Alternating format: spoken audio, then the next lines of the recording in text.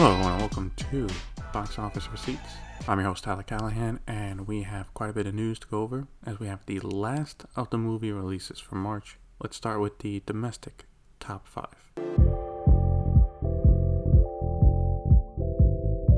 Opening in first place is Dungeons & Dragons with $38.5 million.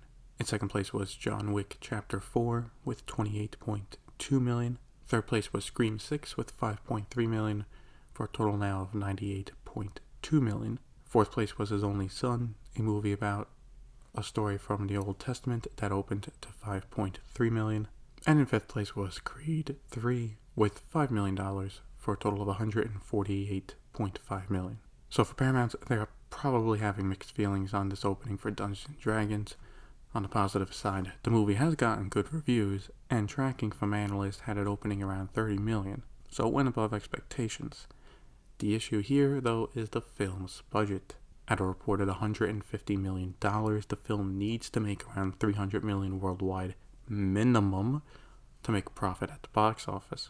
Domestically, unless word of mouth is super strong, the best it can aim for is $100 million domestic finish, which means international markets need to do the heavy lifting for this movie, bringing in at least $200 million, which right now is questionable. If it holds, then the worst case for the studio is a bit of a loss at the box office, but it might be made up over time on digital and physical sales of the movie. This won't be an outright bomb for the studio, but right now, it does not look good as a potential new franchise, something they really wanted.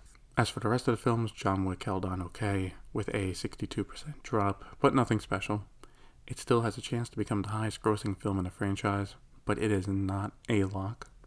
Scream 6 is still doing well, and Jesus, Shazam is done. If you asked me to make predictions for the box office at the start of the year, Shazam making less than Morbius wouldn't even cross my mind. Crazy. Over in China, Suzume held on to first place, earning $22.7 million for a total of $82.4 million.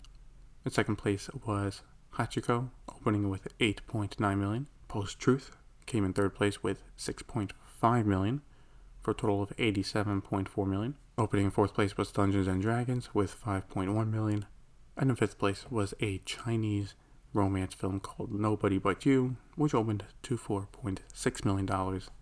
Should be noted, though, it opened on a Saturday and not Friday. Looking at international numbers, Dungeons & Dragons did okay around the world. It opened in 60 markets and made $33 million for a worldwide opening weekend of $71.5 million.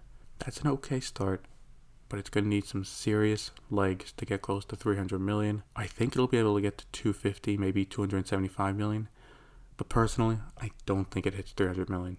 Shazam! Fury of the Gods made another $7.2 million for a total of $119.6 million. Scream 6 made $3.5 million for a worldwide total of $152.6 million. John Wick Chapter 4 made $35 million for a total now of $245 million. And finally, Creed 3 made $2.7 million for a total of $258.6 million. Let's start off the news in Hollywood with some release dates. Warner Brothers has moved a few dates around. Aquaman and the Lost Kingdom will now open December 20th. It was set to come out on Christmas Day. In its place, the film adaptation of the Broadway play The Color Purple. So basically Warner Brothers just swapped the two around. As for next year, The Wise Guys starring Robert De Niro will come out February 2nd. The studio did have an animated film focused on Toto, the dog from The Wizard of Oz, set to come out at the same time, but has been removed from their schedule. Also, their long-delayed Minecraft film starring Jason Momoa is set to come out April 4th, 2025. We will see if it actually comes out this time. Eli Roth's horror film Thanksgiving will indeed be coming out this year, close to Thanksgiving, with it getting a release date of November 17th. This is a wise move, as it would be weird to release this film any other time. I don't think many people would watch the horror film Thanksgiving in the middle of January next year. Lionsgate also announced the release date of the John Wick spin-off film, Ballerina, which will come out June 7th next year. We'll face some strong competition, as right now it'll open up the same day against a new Karate Kid film, and release 1 week after Kingdom of the Planet of the Apes and Furiosa. Also at Lionsgate, they have bought the exclusive rights to make live-action Street Fighter content, and this includes both films and shows. No word yet on what the first project will be, but all projects will be co-produced with Capcom, the owner of the game franchise. This could be a good pickup for the studio, as it looks like video game adaptations are finally taking off, though it will obviously depend on the execution. A few episodes ago, I talked about a report that Apple was talking to studios to work out deals to distribute some of their upcoming movies in theaters, give them a full proper run. And well, we have news now on their second film to get the treatment. It will be Napoleon, directed by Ridley Scott and starring Joaquin Phoenix and Vanessa Kirby. As for the studio, Apple has made a deal with Sony, who will now handle theatrical distribution for it, as it's now set to come out November 22nd. Apple is going big for the awards this year now, aiming for both Napoleon and Killers of the Flower Moon to come out in the fall season. Over at Warner Brothers, Todd Phillips has wrapped production of Joker: A Folie à Deux and posted photos of Joaquin Phoenix and Lady Gaga on Instagram. The film will now go into post-production and is set to come out next October. Also at Warner Brothers, it looks like they're making the sequel to Heat. Deadline has the exclusive on this, and they are reporting that Warner Brothers is working on a deal with Michael Mann to produce Heat 2, and it would be based on the book that Mann released last year. The book has two timelines going on showing the events before the first film and what happened after. As of now, Warner Brothers is looking to work out a deal with Mann while also trying to get funding for it.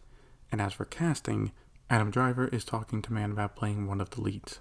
Heat is a great movie, and while I've not read the book, I hope Mann has an idea in place for how he wants to see it on the big screen. As for Warner Brothers, this could be a potential hit, but it would have to rely on a solid cast.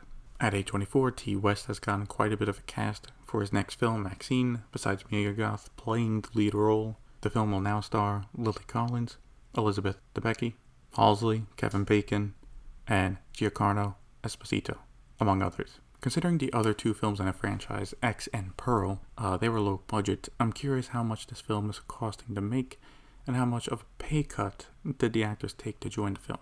Personally, I wasn't a big fan of X, but with this cast, I'll probably give Maxine a watch. In an exclusive from Deadline, Studio Canal is moving forward with the third Paddington film called Paddington in Peru. It'll start filming in July. During Disney's annual shareholder meeting, they announced that a live-action adaptation of Moana is now in development.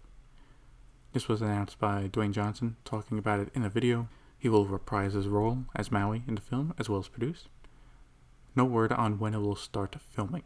This is not too surprising, as Disney is starting to run out of old animated films to remake, and I wouldn't be surprised if Johnson pushed for this hard.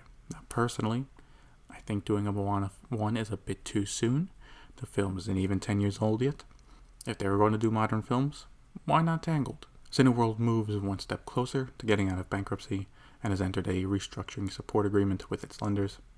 If all of this is finalized, they will leave Chapter 11 bankruptcy, which has been expected. Over the last few months, it has not even been hinted that any of the lenders would cause issues, but instead, a restructure plan has been made that everyone seems to agree upon. Star Wars Celebration was this weekend, and with it we got an updated slate of films that hopefully one day will come out. Since The Rise of Skywalker, we've had numerous films start and end development with not even cameras rolling, really.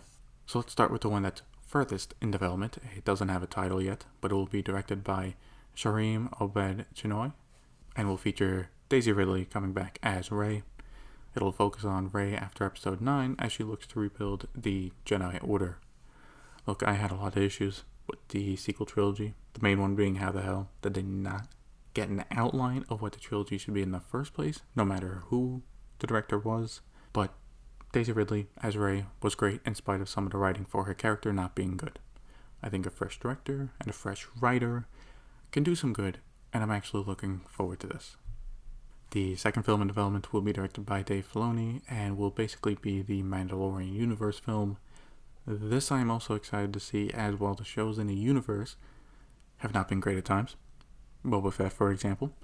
The characters have been good, and look, for the amount of work Din Djarin and Grogu did to carry the franchise over the past few years, they've earned the right to be on a film on the big screen.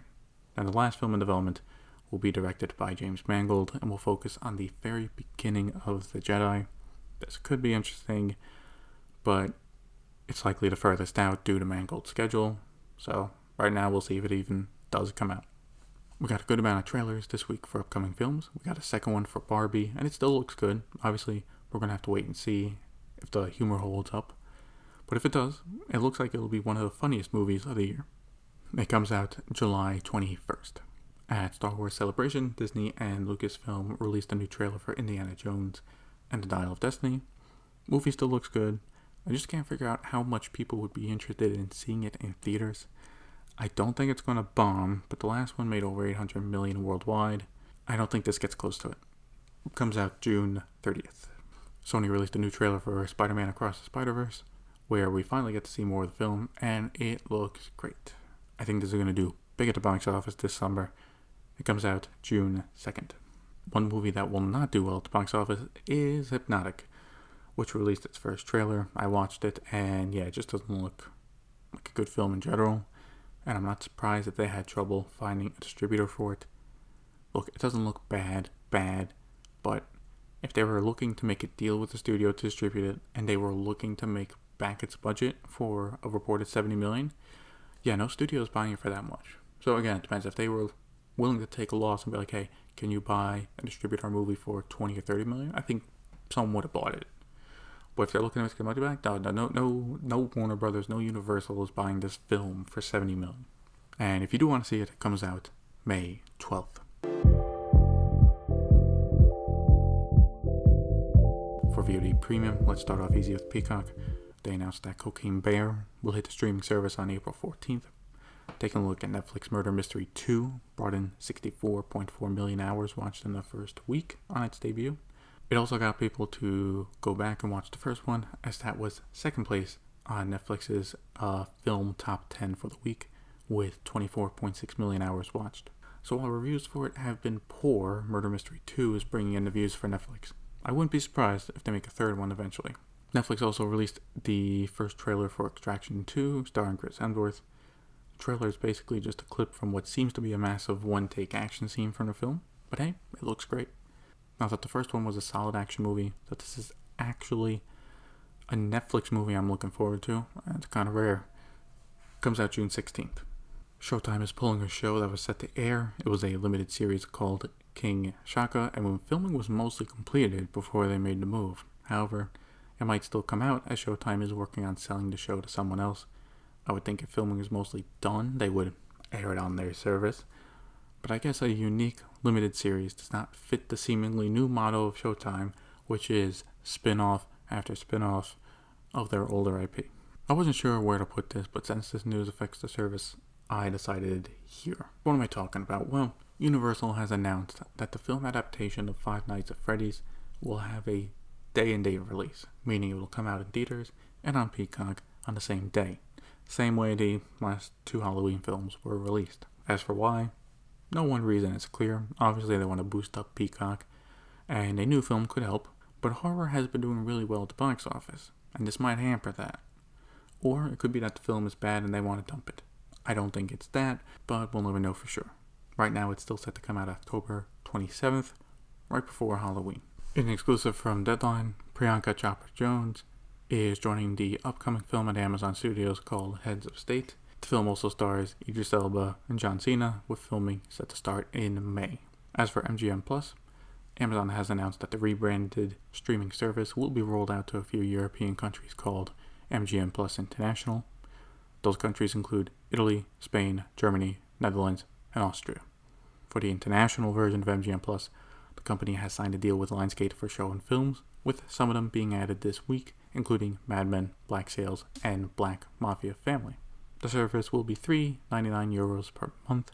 Also, if you live in one of the countries getting MGM Plus International, and you have already signed up to Lionsgate Plus via Amazon's Prime Video channels, then you'll get access to MGM Plus at no extra cost, which is a nice surprise. Over at Apple, they have quite a few things going on this week. First, they have found their co-lead for the Brad Pitt Formula One film, and it's Damson Idris. You would know him from the FX show Snowfall, which just wrapped up. I think Idris is a solid actor, so I think this is a great choice. At this point, I just want to know when they're actually going to start filming the movie. We talked about this movie in development at Apple a few weeks ago, called Echo Valley, starring Julianne Moore and Sydney Sweeney.